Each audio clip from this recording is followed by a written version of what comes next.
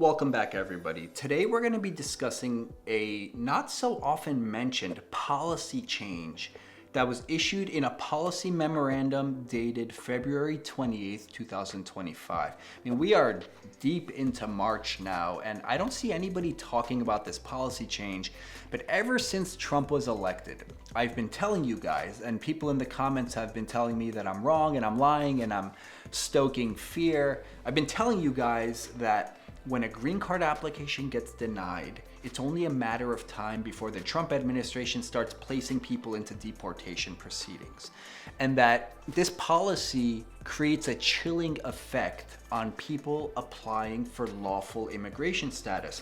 MAGA Republicans say, we just want to see people come to the US the right way, fix their status legally, be here legally. Well, an application for adjustment of status is just that. It's someone applying to legalize their status. It's what you want them to do. So why are you discouraging people from doing it? And the real answer is because the Trump administration wants fewer immigrants, period. Not just undocumented immigrants. They want fewer people entering the US. They want America to be a white American country as they see it.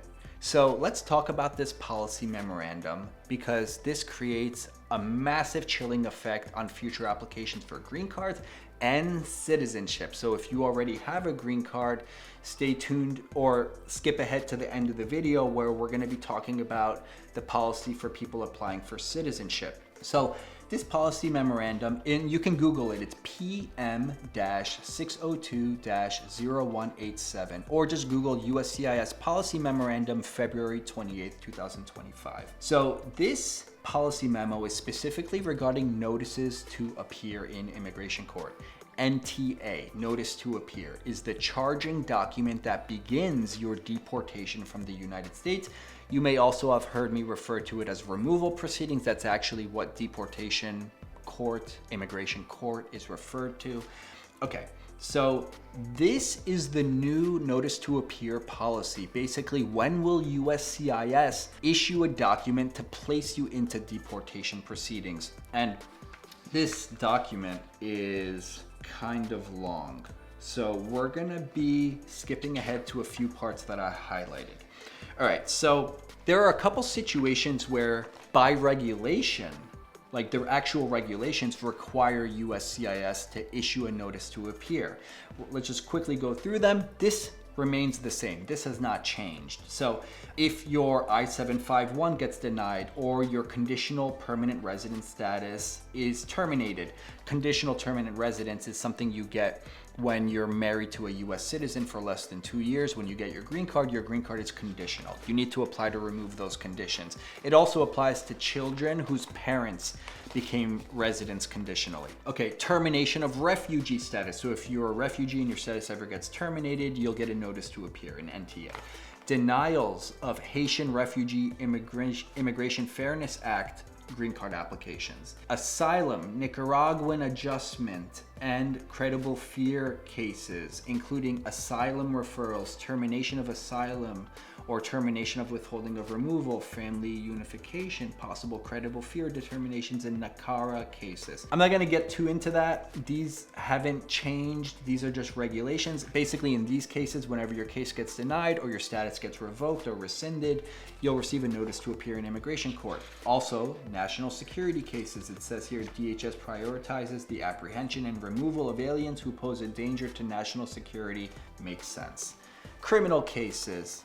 Makes sense. Fraud and misrepresentation. We're not going to get into it. It makes sense. But something notable here is the important thing with fraud or misrepresentation is that USCIS will issue a notice to appear if they suspect that there was any fraud or misrepresentation, even if you withdraw your application. Let me give you an example. Let's say you apply for a green card and you receive a request for evidence saying there's some inconsistency.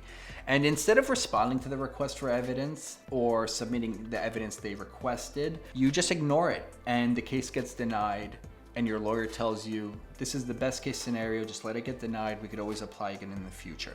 In that case, USCIS can issue a notice to appear if anything on the record showed an inconsistency that might rise to the level of a misrepresentation or fraud.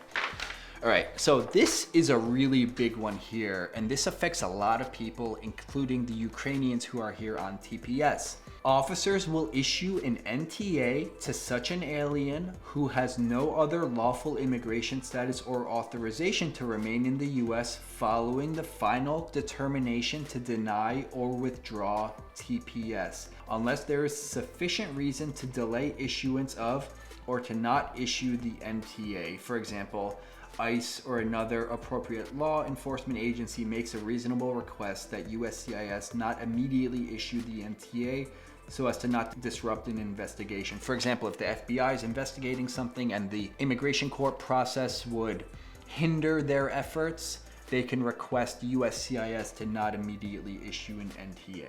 This is really big because it suggests that people who have TPS, who fall out of TPS status, might be NTA'd and placed into removal proceedings. So if you have TPS, you need to watch some of my other videos about what options might you have if your TPS is eventually revoked or rescinded or denied in the future or just canceled and you're unable to renew it. And now for the finale, this is the really big one. And this is what I've been talking about all along since the election in November.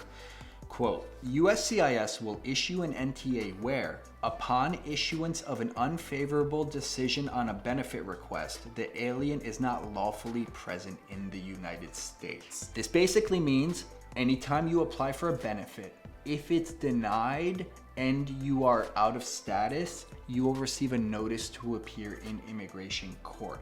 Example, you marry a US citizen. Your application gets denied because of a technicality. For example, let's say USCIS issues a request for evidence, but you don't receive it. Or sometimes they think they issued a request for evidence and they never actually mailed out a request for evidence. Even if you have an online system, the request for evidence didn't show up. It was an error, it was a glitch in their system. In those cases, you will still be placed into removal proceedings. And then you need to hire a lawyer and defend yourself.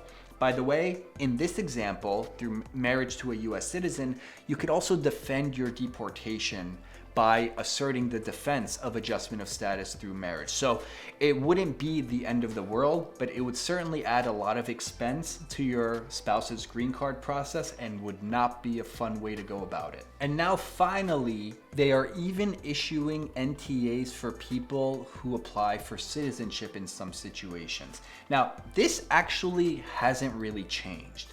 This remained under Biden and prior administrations as well. I think it was actually a little loosened up under Biden because I saw a couple situations under Biden where people should have received NTAs and I told them they likely will, but to date, they still haven't. So let me actually read the policy.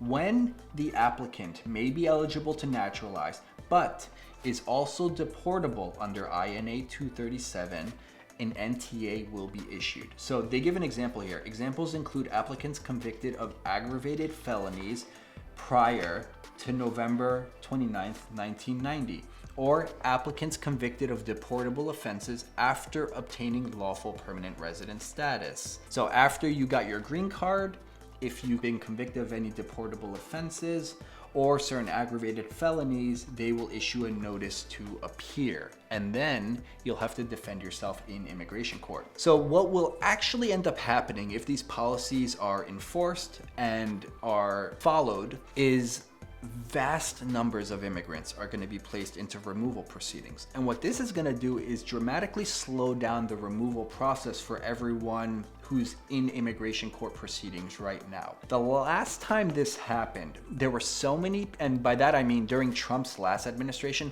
so many people were placed into removal proceedings that the entire system came to a screeching halt. And then when the president changed under Biden, the policy became, all right, anyone who isn't an absolute priority for removal can apply for prosecutorial discretion. You can ask the Department of Homeland Security to agree to dismiss your removal proceedings so that they could focus their very limited resources on the immigrants who are priorities from removal. And what actually ended up happening is thousands or millions, I don't actually know how many, of people were placed into removal proceedings under Trump. And then under Biden, a lot of those people's removal proceedings were dismissed so that they could focus all of their energy on people who are priorities, which ended up being people with criminal history and people who've recently entered the US. And these two priorities seem to be a good balance between deporting everyone who's in the US. Deporting people who entered recently or who have criminal histories is a good balance. And you need to pick, are you going to deport everyone who's in the US without status, or are you going to focus on criminals?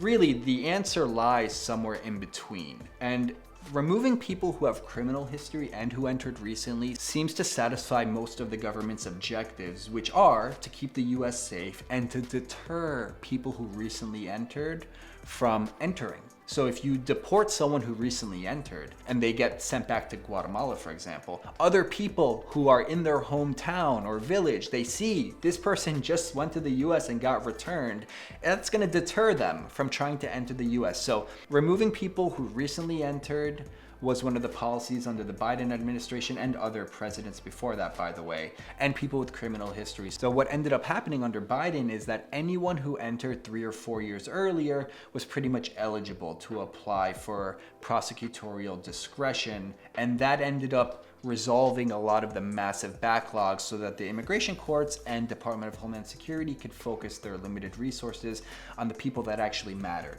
All right, guys, that brings us to the end of today's video. I wanted to go through this policy memo because I don't see a lot of mention of it on the news, and I think this is a huge change to current policies that's going to affect millions of people over the next 4 years. If you guys are new to my channel, be sure to subscribe. I put out videos on a weekly basis on family-based immigration, naturalization, and changes to immigration policy under Trump. If you personally need any assistance with a family-based immigration matter, or you're applying for citizenship, or you just need some advice on how to approach the next 4 years, be sure to schedule a consultation directly with me. You can find my information in the video description below. Thank you guys for watching, and I'll see you guys next time for another video.